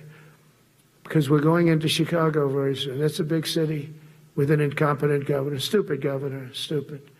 They threw him out of his family business. He was so stupid. I know the family. He becomes governor. He's got money. Not money that he made, but he ran for governor, he won, and now he criticizes us all the time. And last week they had 11 people murdered, 44 people shot. The week before that they had 5 people murdered, 28 people shot. Every weekend they lose 5, 6. If they lose 5, they're considering it a great week. They shouldn't lose any. You shouldn't lose any. This is civilization. And he's always up there saying, we're in very good shape. We don't need the military. No, they need the military desperately. How about Portland? Portland, Oregon, where it looks like a war zone. And I get a call from the liberal governor. Sir, please don't come in. We don't need you. I said, well, unless they're playing false tapes, this looked like World War II. Your place is burning down. I mean, you must be kidding. Sir, we have it under control. I said, you don't have it under control, Governor, but I'll check it, and I'll call you back. I called her back. I said, this place is a nightmare. It's certainly not the biggest, but it's one of the worst. It's brutal. They go after our ICE people, who are great patriots and tough job, too, but they love it. They love it because they're cleaning up our country. And so you look at some of the things where they took over parts of Seattle. They actually took over a big percentage of Seattle. Think of that. You remember that. That was a while ago. And I sent in the troops, and they were gone. As soon as I sent them in, when we send in the troops, if you have a real leader that says you got to do what you have to do, I put that out the other day. You got to do what you got to do, because we don't want our people hurt as they stand by. I was watching during Biden, there were troops standing up like this, brave, standing up at attention, the way I should stand all the time. And I'm like this, and people are standing, and their mouth is this far away from their mouth, and they're spitting at them, and they're screaming at them. And that soldier standing there, he wants to knock the hell out of the person, but he's not allowed to do anything. So they just stand there and they get abused. And a woman was this far away from his face, and she starts spitting in his face, and he's not allowed to do anything. If it's okay with you, generals and admirals, I've taken that off. I say, they spit, we hit. Is that okay? I think so. They spit, it's a new thing. They spit, we hit. How about the cars, where the cars are coming out? They get brand new cars, Border Patrol, ICE, beautiful, nice new cars. And they're driving along, and they have to go through a gauntlet of rocks being thrown at the car. So here's this beautiful brand new car. By the time it goes 100 yards, it's destroyed.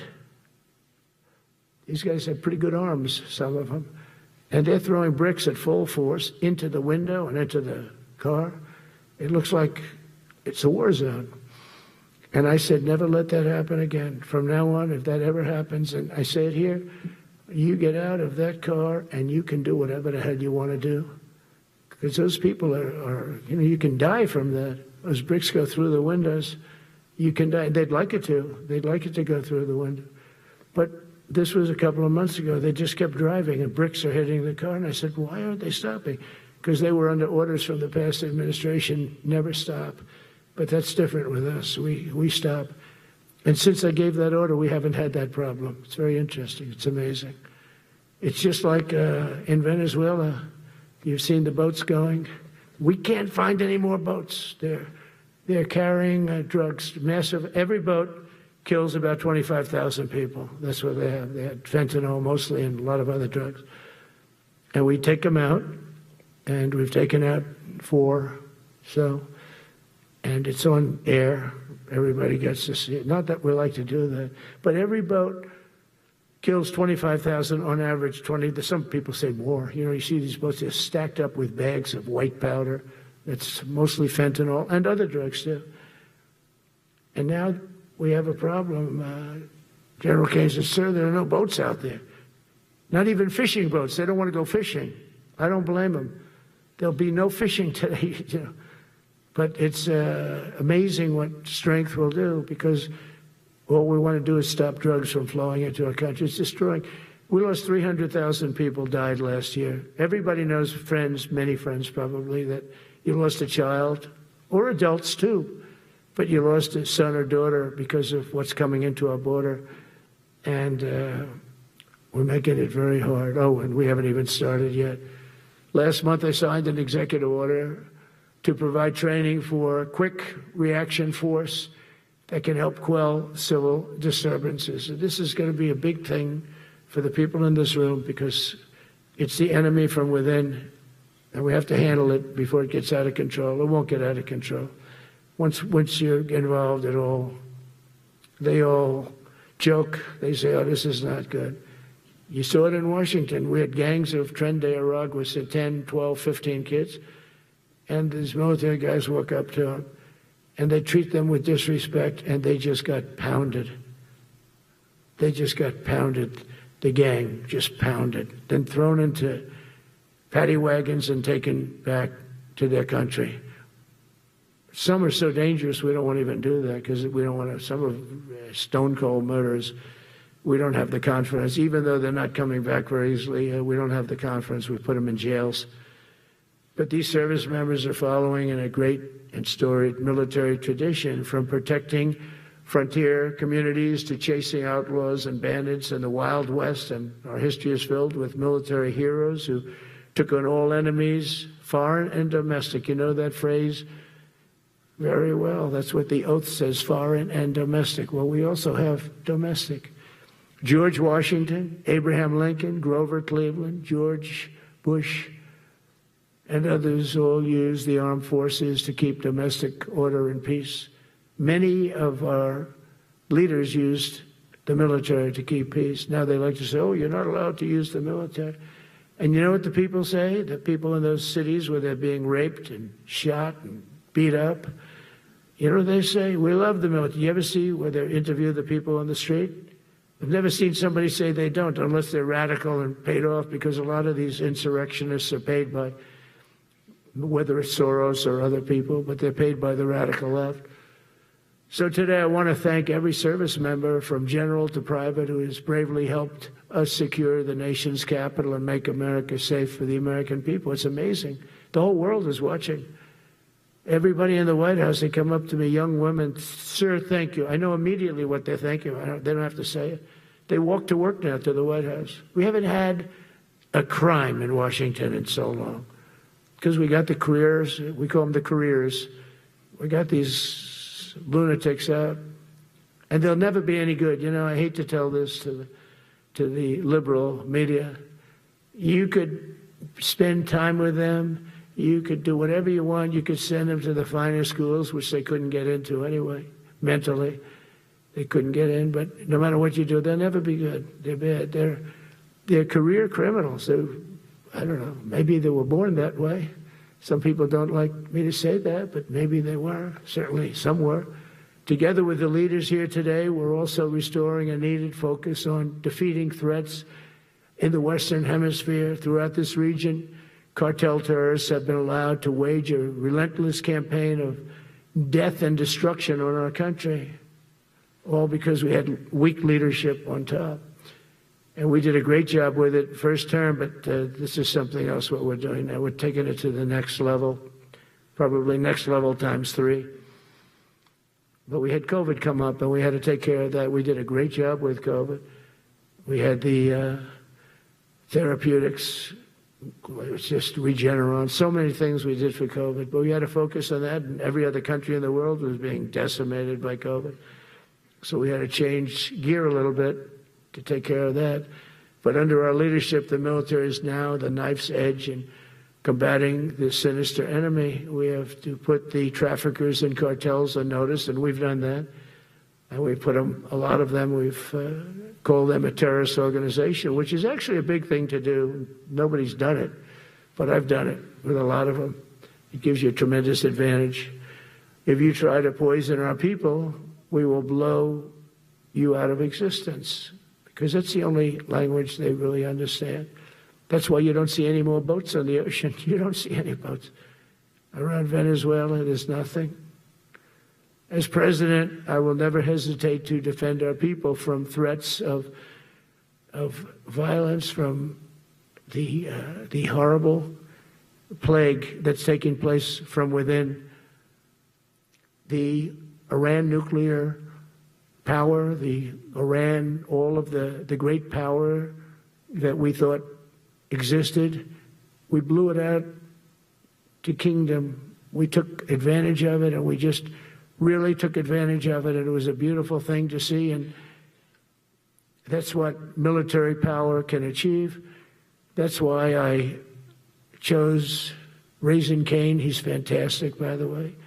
I hope you all agree. If anybody disagrees, could I please have your hand? Who disappears that raising Caine is no good? Just raise your hand. I don't see any hands raised. All right. That means you're okay. That means that he's okay now, but I saw his results. You know, he took out ISIS. I was told it was going to take 4 years. It took 4 weeks.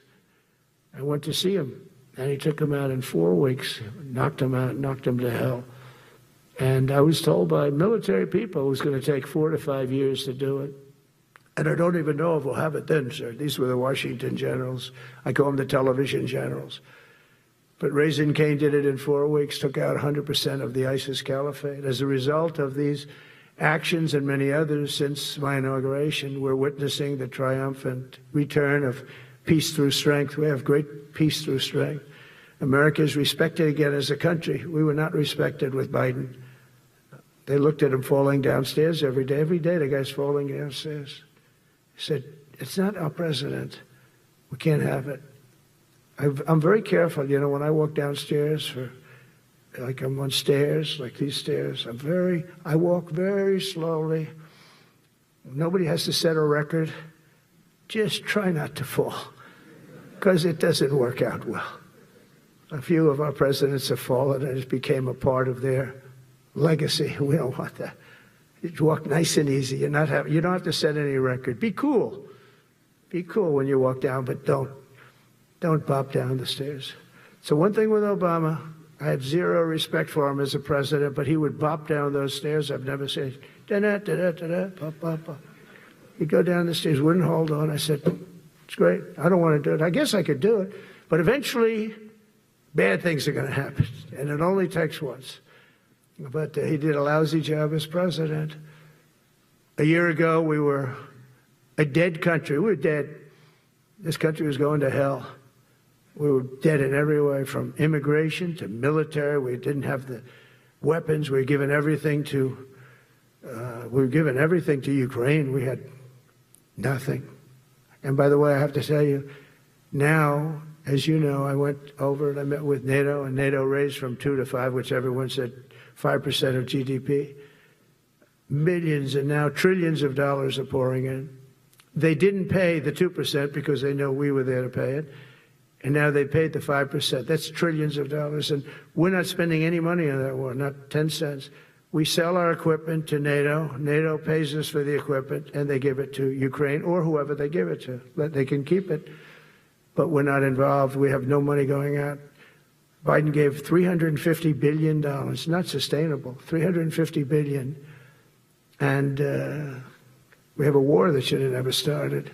But we're not doing that anymore. So I just want you to know we're selling equipment. Our people are buying equipment. They are buying the equipment at full price, a fair price. So I don't want to say we're making money, because I don't want to be making money on a war. It's too many people dying. They're losing 7,000 soldiers a week.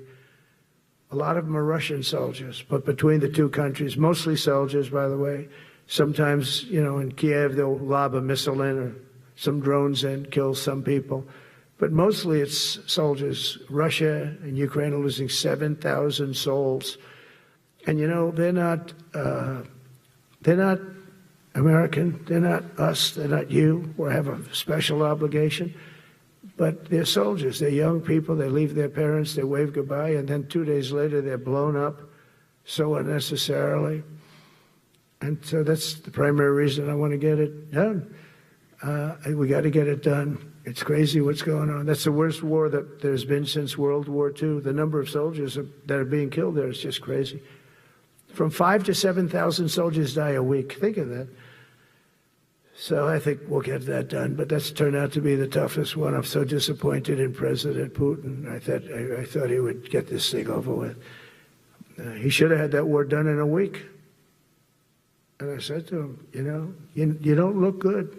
You're 4 years fighting a war that should have taken a week. Are you a paper tiger? And it's a shame. But I think eventually we'll get that one done, just like in theory, I want to knock on wood, because you never know. It's like we're going to have the Middle East done, which is actually a much harder thing to do. I mean, thousands of years. But we have to get that war done. So now just think of it, we're a dead country. I was with the King of Saudi Arabia, a great guy. I was with the Emir of Qatar. I was with the great leadership of UAE. I was over there. We brought back $2 trillion and more. They ordered 200 planes, Boeings. They ordered so much, and they were great. But they all said essentially the same thing. They said, 1 year ago, you were a dead country, and now you're the hottest country anywhere in the world. We're the hottest country in the world right now.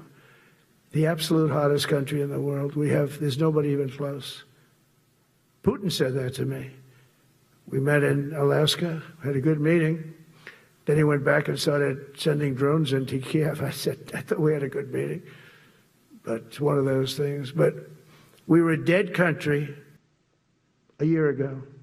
And now we're the hottest country anywhere in the world. Think of that. You can be proud of that. And you must have felt like hell when you have a wife or a husband at home, and you used to read the numbers that we can't get people to join the Army, Navy, Air Force, Marines, Coast Guard.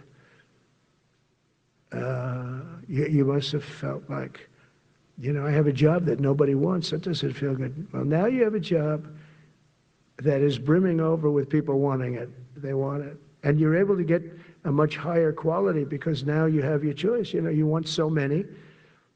And we're going to have many, many people that aren't going to be able to join because of the fact that we don't need them at this moment. But think of it, what a difference that is from, I could just imagine 2 years ago, you're reading front page articles in the New York Times, of course, and Wall Street Journal. They always give us unfair stories. But they played it so big. They were playing it so big. Nobody wants to join the Army, the Marines, the Air Force. They don't want to join. They don't want to join the Coast Guard at all. Nobody wants to join. Nobody wants to join our police forces. Our police forces also. It's almost went hand in hand.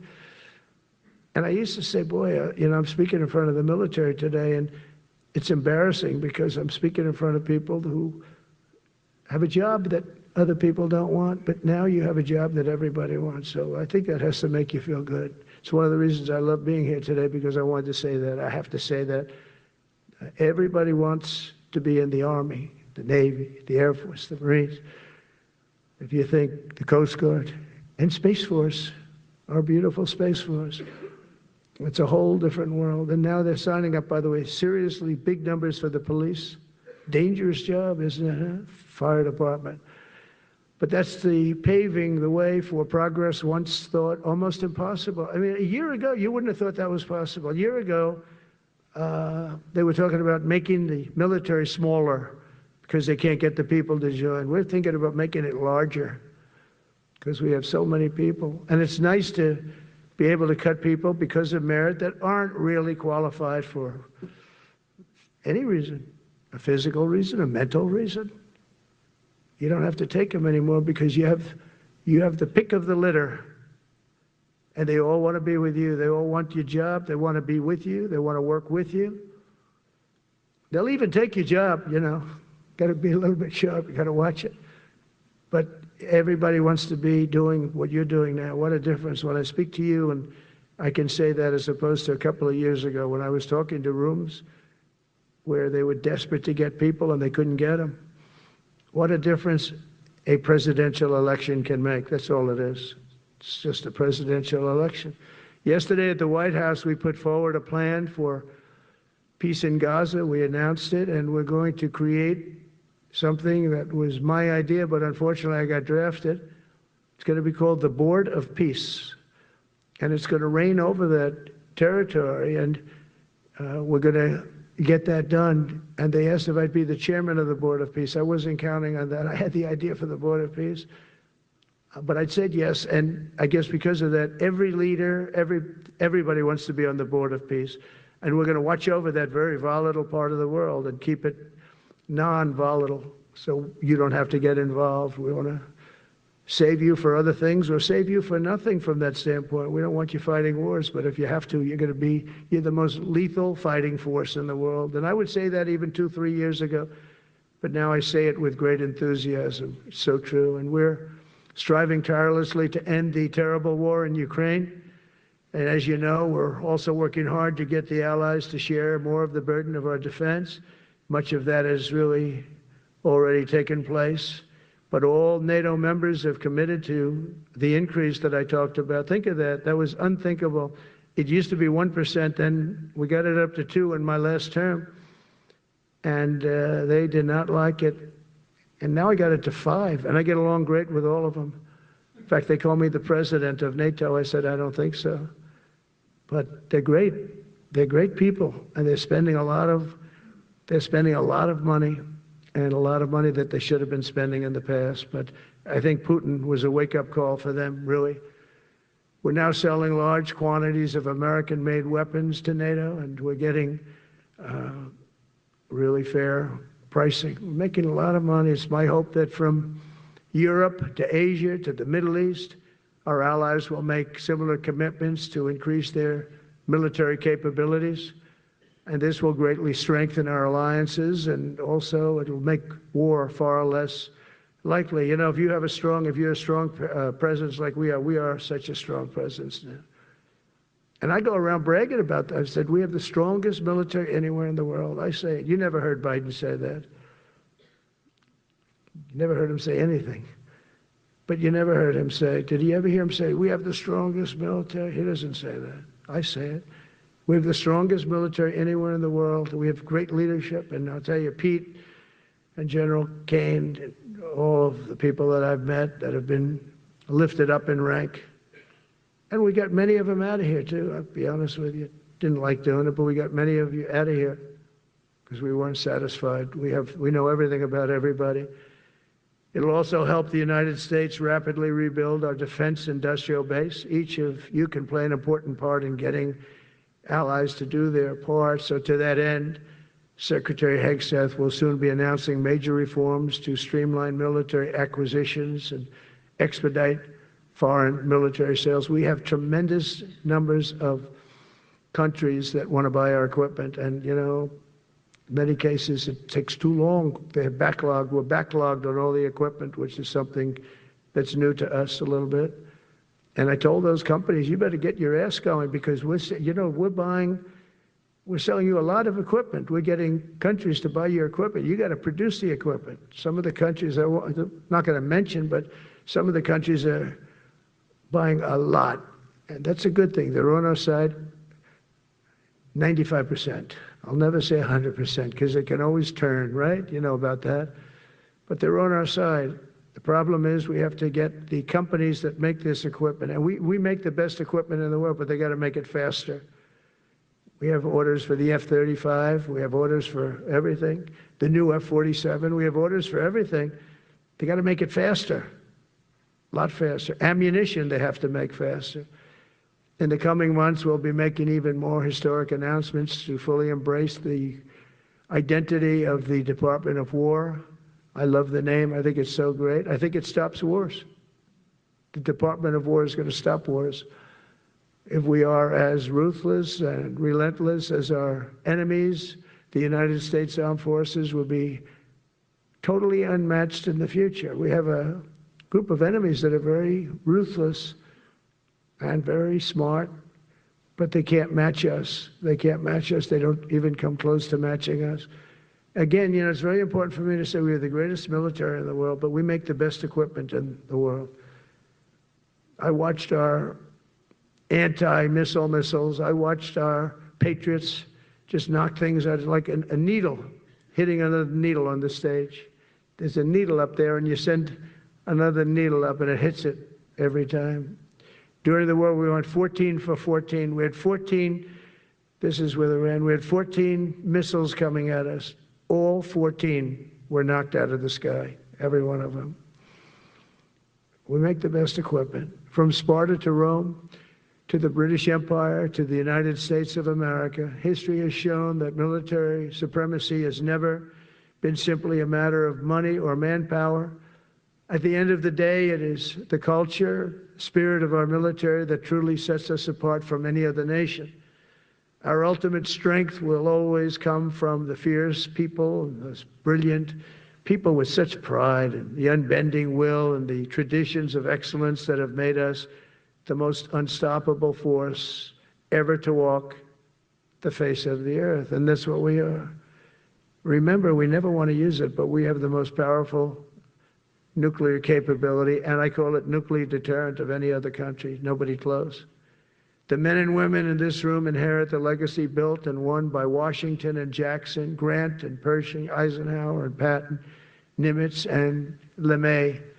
We carry forward the majestic military heritage passed down from father to son, soldier to soldier, and one generation of warriors to the next. You are warriors, you know that, right?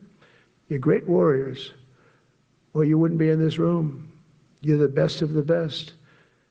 From Concord Bridge to Fort McHenry, from Gettysburg to Manila Bay, from Normandy to Sicily, and from the jungles of Vietnam to the dusty streets of Baghdad, America's military has charged into hellfire, climbed up jagged mountains, crossed roaring oceans, and thundered across open deserts to defend our flag, our freedom, and our homeland.